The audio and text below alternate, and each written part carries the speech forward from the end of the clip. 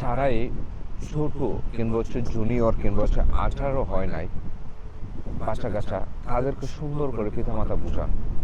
তারাও কিন্তু একটা স্বপ্নে এবং আবেগ এবং বাস্তবতা, ঠিক আছে, তারা কিন্তু আবেগ, এই সময় কিন্তু আবেগ, তারা কিন্তু বোঝানো উচিত সব গার্জিয়ানে, মানে কিভাবে চলা দরকার, কিংবা তারা ভুল করবে, এটা 100%। তবে হ্যাঁ, সুন্দর করে বুঝাও, সুন্দর করে মনে কর যে বোঝানোর পরে দেখবা যে তারা আপনাকে একটা বিশ্বস্ত জায়গা, একটা মন